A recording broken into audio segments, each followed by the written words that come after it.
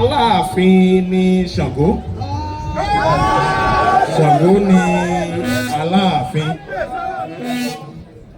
Tàwa ní ó ní pé báwo ni títí Aláàfin ṣe jẹ́.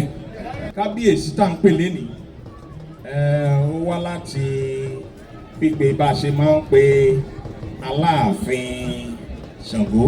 Dàda Àjàká bó tilẹ̀ jẹ́ pé ó jẹ́ nìkan tó jẹ́ pé oníwà pẹ̀lẹ́ ni tí ò kì í láìkí ìwà jàgídíjàgan lọ bẹ́ẹ̀ àwọn èèyàn máa fẹ́ fọwọ́ pa ojú ìdá rẹ̀ tó dẹ̀ jẹ́ pé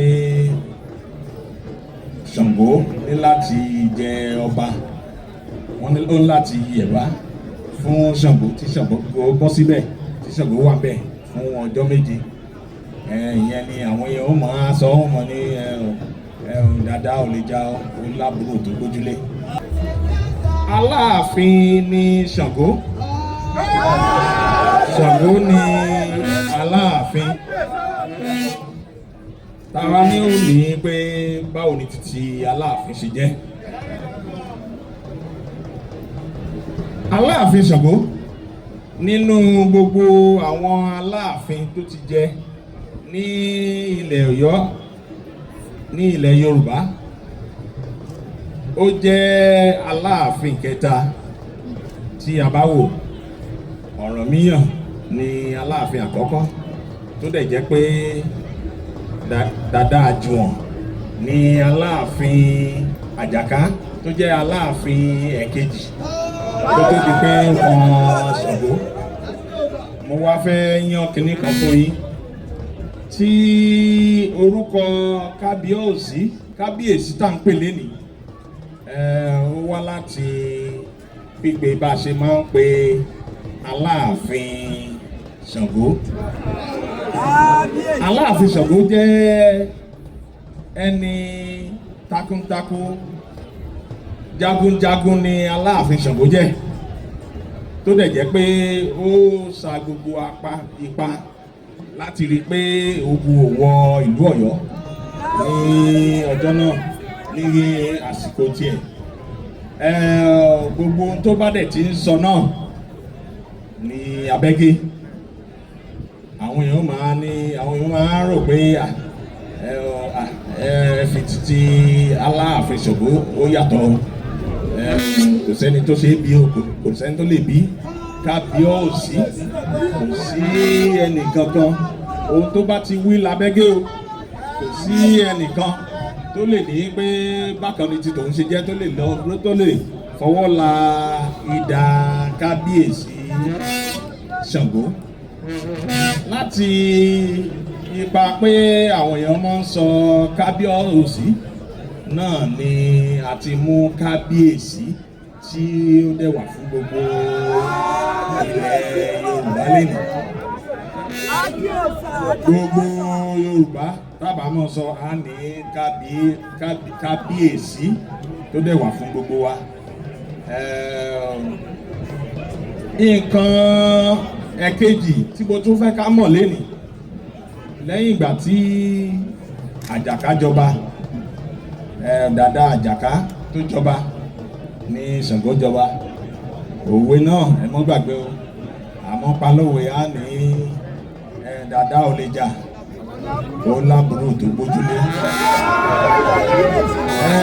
Bí Dàda Àjàká bó tilẹ̀ jẹ́ pé ó jẹ́ nìkan tó jẹ́ pé oníwà pẹ̀lẹ́ ni tí ò kì í láìkí ìwà jàgídíjàgan lọ bẹ́ẹ̀, àwọn èèyàn máa fẹ́ fọwọ́ pa ojú ìdá rẹ̀ tó dẹ̀ jẹ́ pé Ṣàngó ní láti jẹ ọba, wọ́n ní ó láti yẹ̀bá fún Ṣàngó tí Ṣàngó bọ́ síbẹ̀ tí Ṣàngó wà bẹ́ẹ̀ fún ọjọ́ méje. Ìyẹn ni àwọn èèyàn ó máa sọ ọ́ mọ̀ ní dáadáa ò lè já ó lábúrò tó gbójúlé. Fún ọdún Ṣàngó táwa ń ṣe lénìí, àdúpẹ́ lọ́wọ́ Ọlọ́run, mo bá gbogbo ọmọ ìlú Ọ̀yọ́ ilẹ̀ Yorùbá gbogbo apáta ni mo bá yín yọ̀ torí pé ọdún Ṣàngó tá à ń ṣe yìí, Ṣàngó jẹ́ ara òrìṣà àkọ́kọ́ tí tí àwọn UNESCO tí wọ́n fọwọ́ sí ní orílẹ̀-èdè Nàìjíríà àti ní àgbáyé. Bíbọ Ṣàngó yìí kì wá ṣe pé ní orílẹ̀-èdè wa Nàìjíríà ń bí yìí ni o, bí wọ́n ṣe ń ṣe ní Brazil, ni wọ́n ṣe ní Chile, ni wọ́n ṣe ní Ecuador àti orílẹ̀-èdè bẹ́ẹ̀ bẹ́ẹ̀ lọ. Tó dẹ̀ jẹ́ pé àwọn orílẹ̀-èdè tí wọ́n ti ń bọ tó dẹ̀ ti ń ṣe Ṣàngó yìí ó lé ní 40 orílẹ̀-èdè. Èmi bá yín yọ̀ o, báyìí lámọ̀ rí o, àní rí báyìí báyìí. Lásìkò tiwa tàdé ń sọdún yìí, eku òkè bí eku, ẹyẹ òkè bí ẹyẹ o,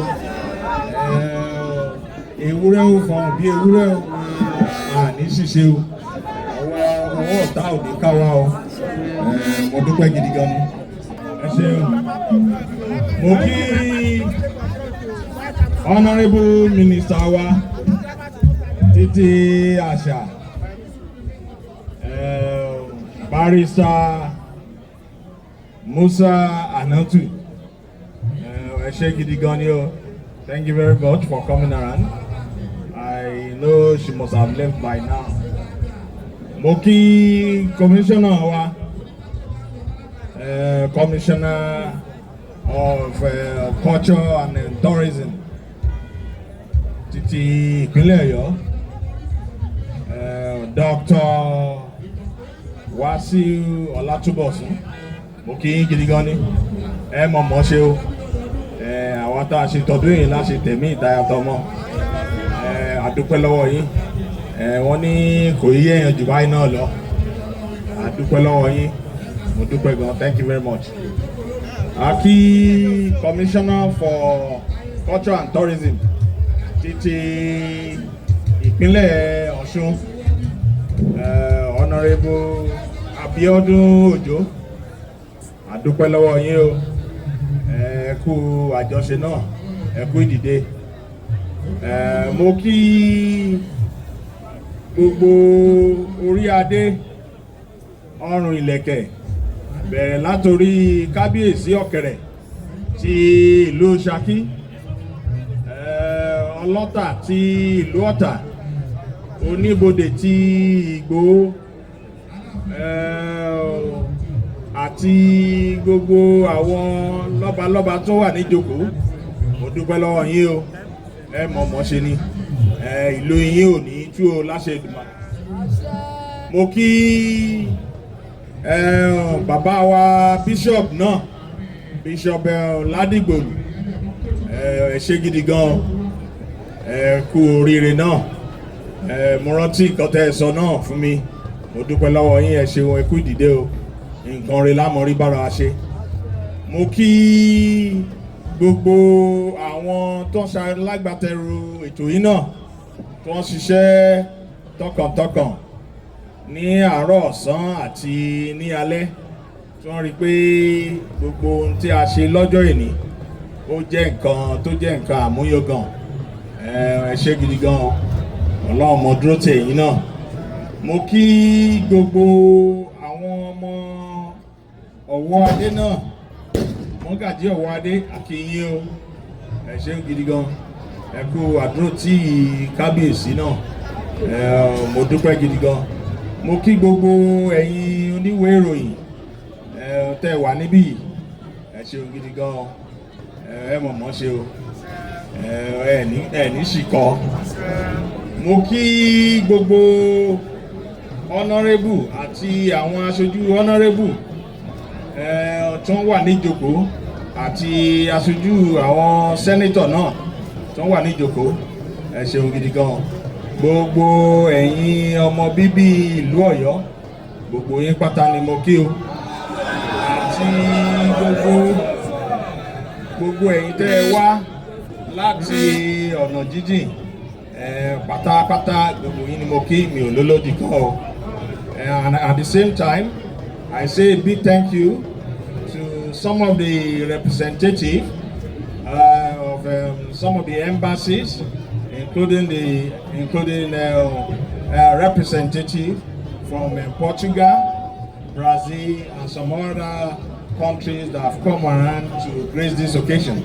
So I say a big thank you to you for coming around. Sheol, thank you very much.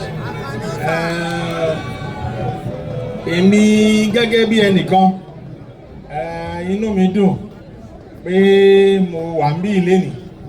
Èyí jẹ́ àkọ́kọ́ nínú ọdún World Ṣàngó tá a mọ̀ ṣe festival tá a mọ̀ ṣe. Ọlọ́run ní fèyí ṣàṣemọ́ o. Mo wá tún sọ, mò ń gbàdúrà ládùúrà náà pé gbogbo àwa tá a wà níbí lénìí, Ọlọ́run bá wa ṣe, àwa tá a péjú ṣe tọdún yìí láṣì tẹ̀mí ìdáyà tọmọ. Mo dúpẹ́ ọ̀rọ̀ ẹ̀ṣẹ̀ wùdí gan. Kábíyèsí,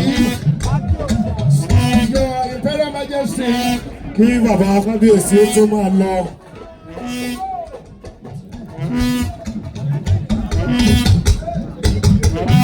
Àgbẹ̀ onílé ṣé ká wọlé o, àgbà àlejò káká bàbá Kábíyèsí ń pọ̀. Àgbẹ̀ lọ́dọ̀. Hold on please, hold on please. Kábíyèsí, ẹ̀jẹ̀ hold on. His Imperial Majesty, Ọba Engineer Abímbọ́lá Akínkanjú Owóadé one, wọ́n fẹ́ wúre fún wa. Mo wá dúpẹ́ lọ́wọ́ iléeṣẹ́ símẹ́ǹtì náà, iléeṣẹ́ yóò ní lónà, gbogbo àdúrà tá a bá máa ṣe ní wọ́n bá wọlé àṣẹ pẹ̀lú ọtí símẹ́ǹtì náà. Ilé ayé wa ò ní tí o, ẹ ṣeun gidi gan o. Àṣẹ wà, ó bá ti o. Kí àgbẹ̀ onílé ṣé ká wọlé o, àgbà àlejò ṣé ká Kábíyèsí ń bọ̀ yàgbẹ́. Ọwọ́ adé máa ń pọ̀ o, àgbà àlejò ń bọ̀ yàgbẹ́ lọ. Kábíyèsí ń bọ̀ yàgbẹ́ lọ́dọ̀. Báyìí, à ń ké sí Bọ́lá Sẹ́kítì wa, Dr. Ayọ̀lá kò mọ̀ bọ̀ síwájú láti wá dúpẹ́. The vote of thanks to be moved by our Foreign Secretary, Dr. Ayọ̀lá, on behalf of the Ministry of Culture and Tourism, on behalf of your state government, to come and say thank you to all of our dignitaries, all our important personalities who are here today, and some of you have come. Thank you so much. That's the best.